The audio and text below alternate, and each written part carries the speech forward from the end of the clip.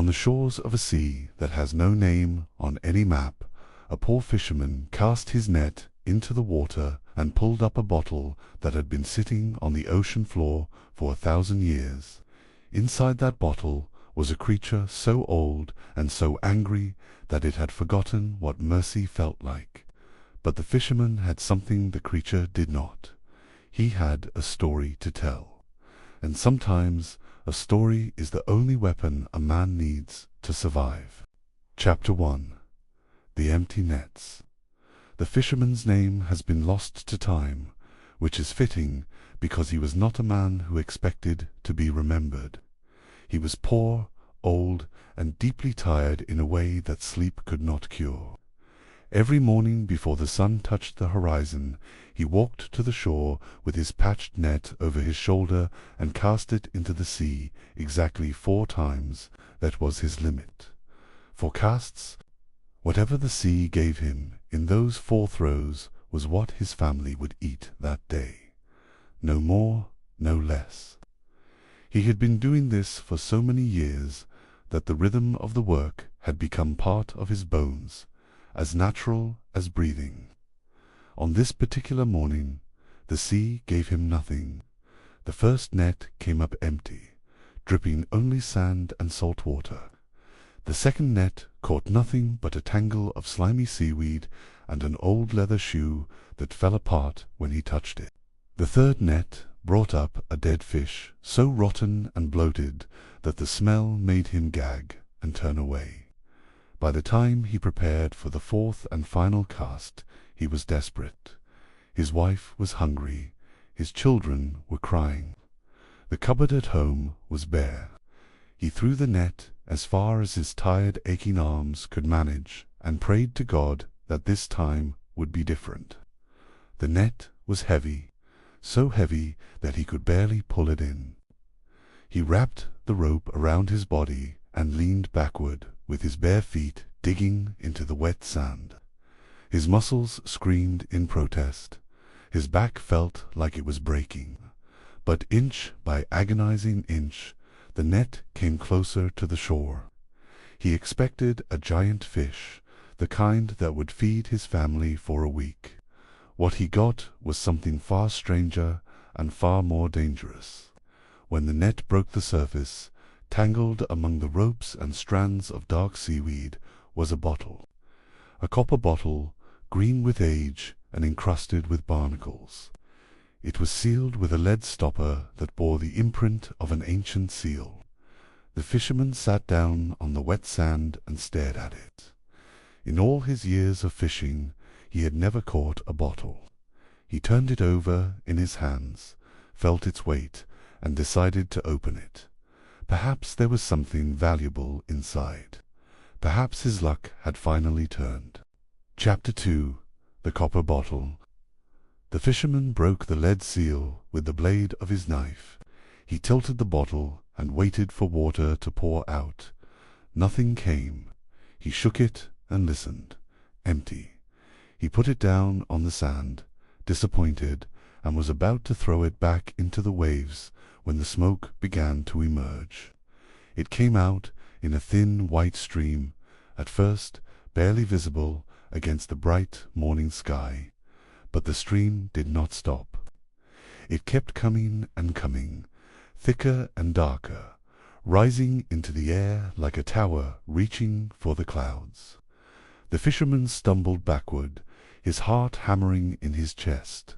The smoke coiled and twisted and formed a shape that grew larger with every passing second. A head emerged, shoulders, arms, a chest so broad that it blocked out the morning sun. The smoke solidified into a body so enormous that the fisherman had to crane his neck and shield his eyes to see the creature's face. The genie of the bottle was taller than any building the fisherman had ever seen. His skin was the color of dark basalt, rough and cracked like cooled lava. His eyes glowed from within like red embers in a dying fire. His voice, when he spoke, was the sound of grinding rock and deep thunder rolled into one. He looked down at the tiny, trembling fisherman and said, "I am going to kill you." The fisherman's blood went cold. His legs wanted to give way. He found his voice and asked why. He had freed the Jinni from 1,000 years of darkness. He had pulled him up from the cold, silent depths of the ocean floor. He deserved gratitude, not death. The Jinni's laugh was not a joyful sound. It was the laugh of a creature who had lost everything and blamed the world for it. He told the fisherman the story of his imprisonment. For the first 100 years in that copper bottle, he had sworn to himself that whoever freed him would be made rich beyond imagination. Nobody came. For the second 100 years, he swore to give them all the treasures of the earth and the keys to every kingdom. Still, nobody came. By the 3rd century, hope had curdled into something dark and bitter. He swore that whoever freed him would die a terrible death. And now, 1,000 years later, a poor fisherman had pulled him from the depths. The fisherman would pay the price for every century of lonely waiting. Chapter 3. The Jinni's Oath.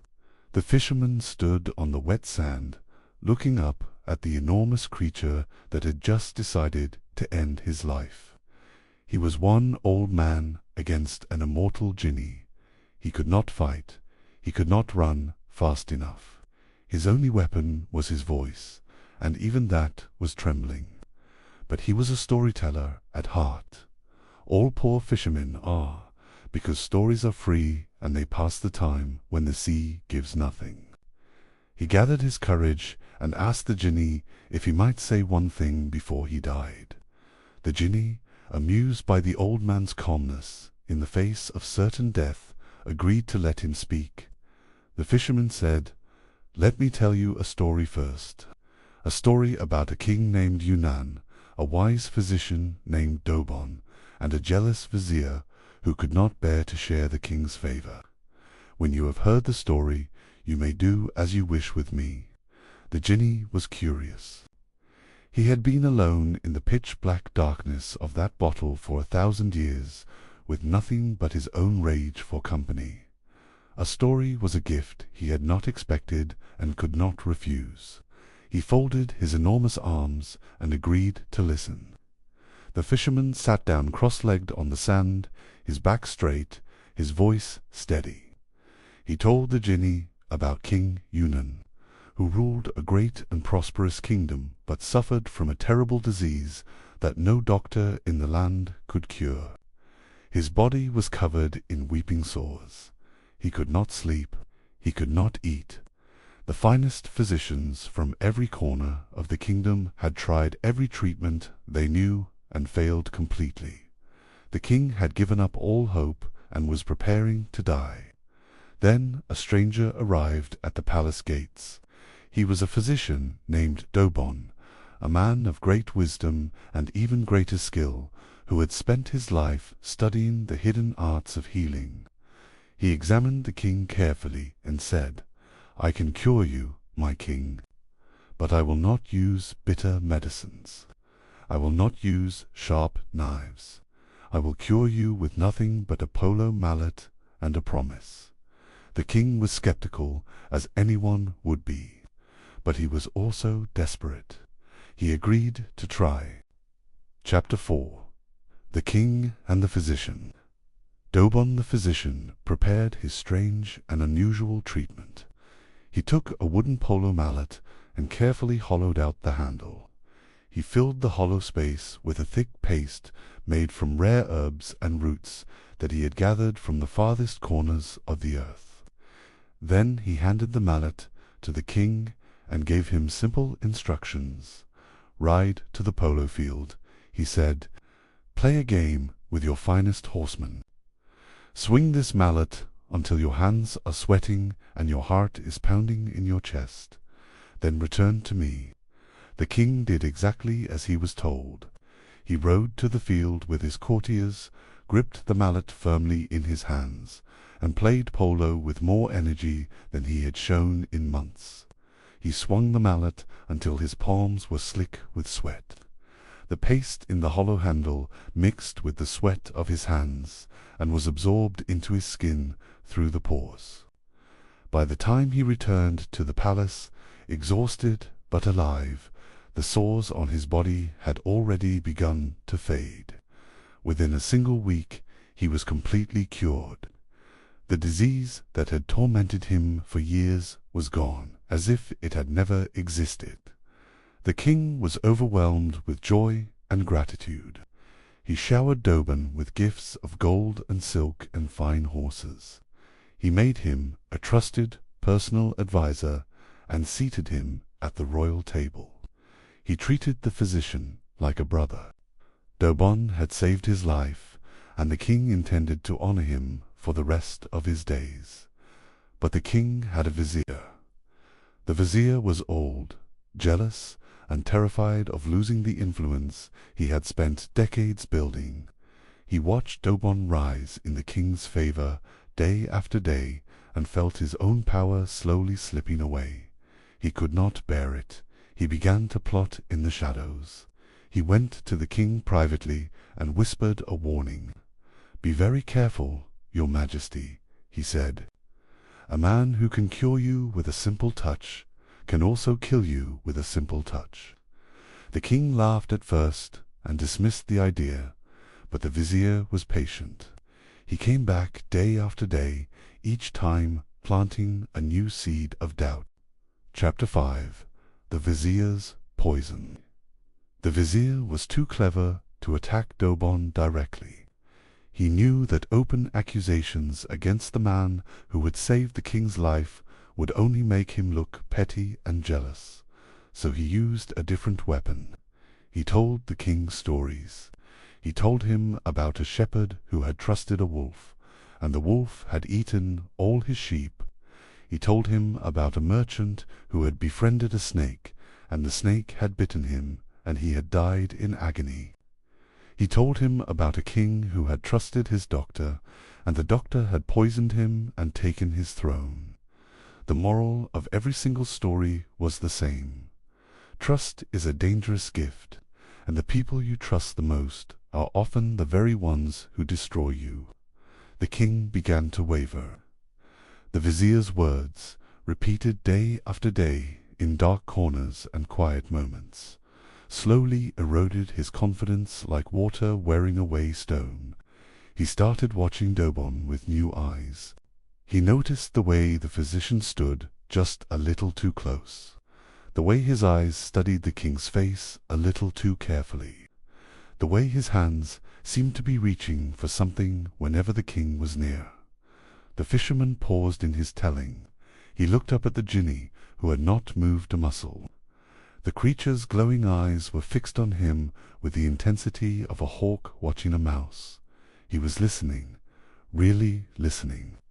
Encouraged, the fisherman continued his story. The king summoned Douban to the throne room and accused him of plotting treason. Douban was shocked to his core. He swore his undying loyalty. He reminded the king that he had saved his life when no one else could. The king's face was cold and hard. He said, "I know now that you can cure me with a touch. That means you can kill me with a touch, just as easily. I cannot allow you to live." The guards seized Douban. The executioner was called. But before the sword could fall, the physician asked for one final request. Chapter 6. The Book of Poison. Douban's final request was simple and unexpected. He asked the king to accept a gift, a rare and precious book of ancient wisdom filled with knowledge that had been lost to the world for centuries. He said it would make the king the wisest and most learned ruler in all the lands. The king, whose vanity was his hidden weakness, was intrigued. He agreed to accept the gift. The book was brought from Douban's chambers. It was old and bound in cracked leather, with pages yellowed by age. The king opened it eagerly. The first page was blank. He turned to the second page, also blank. He flipped through the entire book, page after page, finding nothing but empty parchment. He looked up at Douban with confusion and annoyance. And then the poison took effect. The pages had been treated with a slow-acting toxin that was absorbed through the skin. The king's fingers, turning page after page, had absorbed the poison without realizing it. His vision began to blur at the edges. His hands started to tremble uncontrollably. He dropped the book and tried to call for help, but his voice came out as a whisper. He fell from his throne, gasping for breath that would not come, and died on the cold marble floor of his own palace, killed by the same man he had ordered killed that same day. The executioner's sword had taken Douban, but Douban's clever revenge had taken the king. The fisherman finished the story and looked up at the Jinni with steady eyes. "You see," he said, "the king was foolish. He trusted the wrong adviser and killed the wrong man. He made a decision based on fear instead of evidence, and he paid for it with his life and his kingdom. I am telling you this story because I do not want to make the same mistake. You have already decided to kill me, but before you do, I have a simple question, and I expect you to answer it honestly, for a creature of your power and wisdom." Chapter 7. The question that trapped the Jinni. The Jinni was genuinely intrigued. He had listened to the entire story without interrupting, which for a creature of his ancient temper was nothing short of remarkable. The old fisherman had held his attention, had made him forget his rage for a few precious minutes, and that was no small achievement. The genie leaned down, bringing his enormous face close to the fisherman's, close enough that the old man could feel the heat radiating from the creature's skin. "Ask your question," the genie said.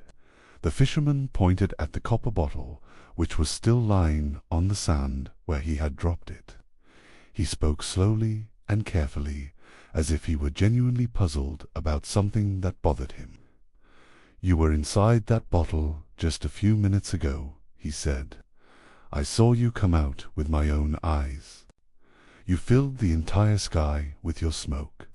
You became a mountain of flesh and fire that towered above me. And yet that bottle is small, very small. It could not even hold my foot. How is it possible that a being as enormous and powerful as you could ever have fit inside such a tiny vessel? I do not understand it. Explain it to me." The genie threw back his head and laughed. It was a deep, rumbling laugh that shook the sand beneath the fisherman's feet and sent birds flying from the cliffs above. "You doubt me, old man. You think I am lying about my own imprisonment. Let me show you." The genie rose to his full height, towering over the beach like a monument. He began to dissolve into smoke the same way he had emerged. The smoke swirled and condensed, growing smaller and smaller and smaller, until it was nothing but a thin white stream that poured back into the neck of the copper bottle. The last wisp of smoke disappeared through the opening, and the bottle sat still and silent. The fisherman did not hesitate for a single heartbeat. He lunged forward with a speed that surprised even himself, grabbed the lead stopper from the sand, and slammed it back into the neck of the bottle with all his strength. He twisted it until the seal was tight and the ancient markings lined up. The genie was trapped again. The bottle sat on the beach, still and silent, as if nothing out of the ordinary had ever happened. Chapter 8. The bottle closes again. The fisherman held the copper bottle in both hands, breathing hard, his heart pounding against his ribs. He could not quite believe that his plan had actually worked. The mighty Jinni, the creature that had terrorized the seas for 1,000 years, the being of fire and smoke and ancient power, had been outsmarted by a simple question. His own overwhelming pride had been his undoing. He had wanted to prove himself so badly that he had fallen into the oldest trap in the world, showing off when he should have stayed quiet. The bottle began to shake violently in his hands. The genie's voice came through the copper walls, muffled but still powerful enough to make the metal vibrate. "Let me out," he roared. "Let me out of this cursed bottle, and I will give you anything you desire. Gold beyond counting, jewels beyond value, power beyond your wildest dreams. I will make you the richest man in all the world." The fisherman shook his head firmly.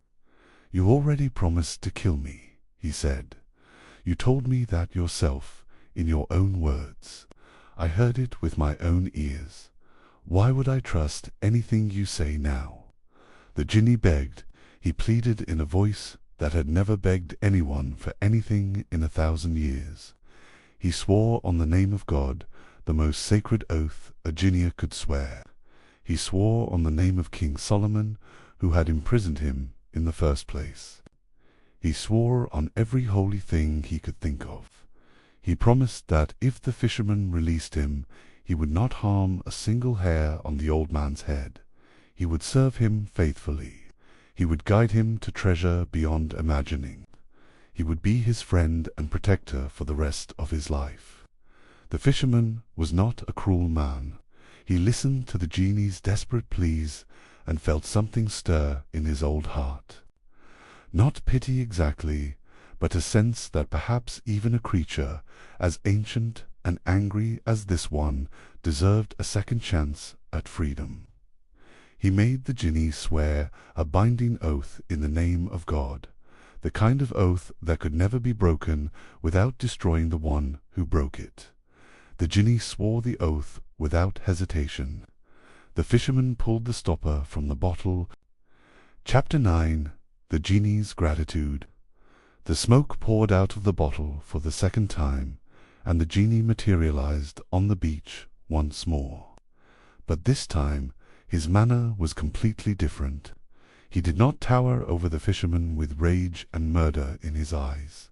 He stood at a respectful distance, his enormous head bowed, his hands spread open in a gesture of peace. He had kept his oath. He intended to keep it forever. He spoke in a voice that was no longer thunder and grinding rock, but something softer, almost human. "You are the cleverest man I have met in 1,000 years," he said. "You tricked me with a story and a question, and you did it without raising a hand against me. I respect that more than you know. I will not harm you, and I will help you in any way I can." The Jinni told the fisherman about a hidden lake far beyond the mountains that bordered the sea. The lake was full of fish of 4 different colors: white, red, blue, and yellow, each one shimmering like a jewel in the sunlight. No fisherman in the world had ever caught them, because no fisherman in the world knew where the lake was hidden. The Jinni offered to guide him there. The fisherman was cautious at first. He had been tricked before by creatures who seemed friendly, but the Jinni had sworn an oath in the name of God. And in the world of Jinn, an oath like that could not be broken without dire consequences. He agreed to follow. They walked inland together, away from the familiar coast and the sound of the waves, through rocky hills and green valleys that the fisherman had never seen in all his years. The Jinni walked beside him, shrinking his immense body down to a more manageable size so he could keep pace with the old man's slow steps. After a full day and night of walking, they reached a hidden valley where a lake lay, still and perfectly clear, surrounded by steep cliffs, and in the water, swimming in lazy circles, were the fish the Jinni had described: white, red, blue, and yellow, exactly as he had promised. Chapter 10. The Lake of Strange Fish. The fisherman cast his worn net into the still waters of the hidden lake. The fish did not flee from him the way normal fish would. They swam toward his net as if they were expecting him, as if they had been waiting for his arrival for a very long time. He pulled up a catch that was more astonishing than anything he had ever seen in his life. For fish, one of each color, each one larger and more beautiful than any fish that had ever swum in the sea. They shimmered and glowed in the sunlight as if they had been painted with liquid jewels. The Jinni told him to take these fish directly to the Sultan's palace in the nearest city. He said the Sultan would be amazed by them, more amazed than he had been by anything in years. He would reward the fisherman richly, far beyond anything the old man could imagine. But he also gave the fisherman a serious warning.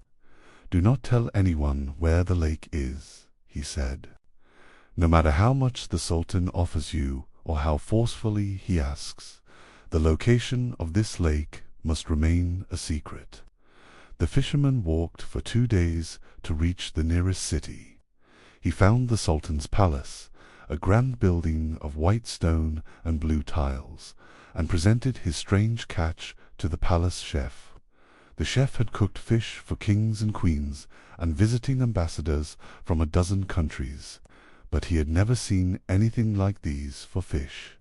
He was astonished. He prepared them immediately, intending to fry them and serve them to the Sultan for his evening meal. And then something impossible happened.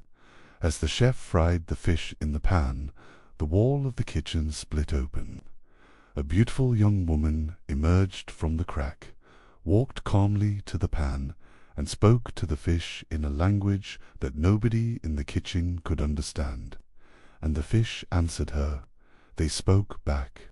The woman overturned the pan with a sweep of her hand and disappeared back through the crack in the wall. The fish were burned beyond saving. The chef was terrified. Chapter 11. The Sultan's Curiosity. The chef tried again with the second fish. He scrubbed the pan thoroughly, filled it with fresh oil, and began to cook the second fish with great care, watching it closely the entire time. And the exact same thing happened. The kitchen wall split open with a sound like tearing fabric. The same beautiful young woman emerged from the crack, her feet not touching the floor. She walked directly to the pan, her movements fluid and unnatural, and spoke to the fish in that strange, rolling language that sounded like water running over stones. The fish answered her, their tiny mouths moving, their eyes glowing. She overturned the pan with a sweep of her hand and disappeared back through the crack, which sealed itself behind her. The second fish lay in the ashes, burned and useless. The chef sat down on the floor and put his head in his hands. He could not serve burned fish to the Sultan. The Sultan would be furious beyond measure. He might order the chef beaten or thrown into a dungeon, or even executed. The chef had no choice. He went to the Sultan's chambers in fear and trembling, fell to his knees, and told the Sultan everything that had happened. He described the wall splitting open, the woman appearing, the fish speaking. He expected to be sentenced to death on the spot. Instead, the Sultan's eyes lit up with an intense and unexpected curiosity. The Sultan ordered the fisherman brought before him immediately. The old fisherman was escorted through the marble halls of the palace and made to kneel before the throne.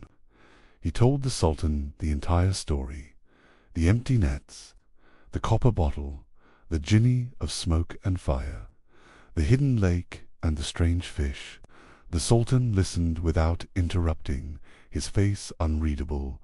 He ordered an expedition to find the lake. Soldiers and scholars and map-makers traveled inland, following the fisherman's detailed directions. They found the hidden valley and the clear lake exactly as described. But they also found something that the fisherman had missed entirely. Hidden behind a tall waterfall at the edge of the lake was a narrow passage that led deep underground. The passage opened into a vast cavern, and in that cavern, lit by an eerie blue light that came from nowhere, stood an entire city made of black stone, perfectly preserved, completely silent, empty of people. Chapter 12. The City Unfrozen. The soldiers explored the black stone city in awe. The streets were intact. The buildings were whole. The market stalls still had goods on them, as if the merchants had simply walked away one day and never returned. In the center of the city stood a grand palace, and in the throne room of that palace, sitting motionless on a throne of black marble, was a young king. His body was turned to solid stone from the waist down. His face was frozen in an expression of such deep sadness that it made the soldiers look away. He was not dead. He could still speak, in a voice that was thin and hollow. Like wind through a dry canyon, he told them his story. He had been cursed by a sorceress who had once loved him. When he refused her, she turned his lower body to stone and cast a spell over his entire kingdom. The people became the strange four-colored fish that swam in the lake. The city became stone and silence. The sorceress had trapped them all in an endless waking nightmare. The Sultan's men searched the palace and found the source of the sorceress's power, a single lock of her hair, hidden in a small silver box that contained her life force. They destroyed the box. The sorceress, far away in another land, crumbled to dust, and the black stone city came alive again. The young king's legs were restored. The fish in the lake transformed back into the people they had once been. The streets filled with laughter and noise and life. The fisherman was brought to the city and honored as a hero, the man who had broken the ancient curse without even knowing he was doing it. He received a house of his own, a generous pension, and a place of honor at the king's table. He sent for his wife and children, who arrived at the city gates, weeping at the sight of the life that awaited them.